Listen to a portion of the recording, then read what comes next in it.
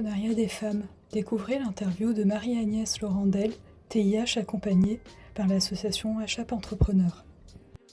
3 adjectifs qui vous caractérisent en tant qu'entrepreneuse?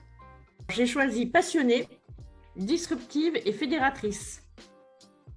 Selon vous, être une femme est-il un avantage pour entreprendre? Le plus, c'est la capacité à gérer la charge mentale. Quand on est une femme, c'est qu'on doit gérer sa vie perso, sa vie pro, et puis ça aide à cultiver sa capacité à aller à l'essentiel et à prendre des décisions.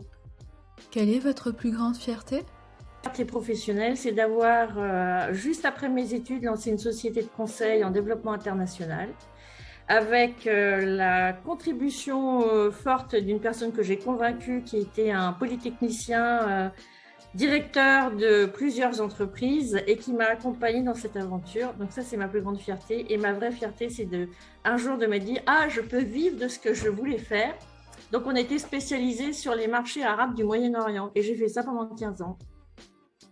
Avec quelle personnalité m'a disparu aimeriez-vous dîner si vous en aviez la possibilité?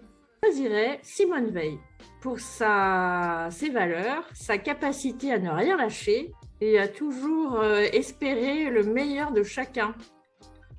Quel mot vous inspire en ce moment? Handipreneuse, handiprenariat et handipreneur, ça me va très bien. Alors ça serait plus joli que TIH. Je m'assimile pas, je m'identifie pas du tout à travailleur indépendant handicapé.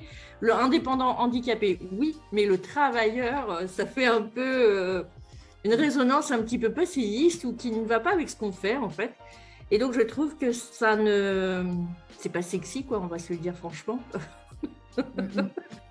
Si vous aviez une baguette magique, quelle réforme en faveur des travailleurs indépendants en situation de handicap aimeriez-vous mettre en place? J'en ai plusieurs, j'en ai 3. Déjà, je pense, sauf erreur de ma part, il n'y a pas de logo. Alors, ça serait bien de nous mettre un logo quelque part. Ensuite, ça serait deux propositions concrètes. Une exonération de la CFE pendant 5 ans pour les jeunes entreprises, justement, travailleurs indépendants handicapés.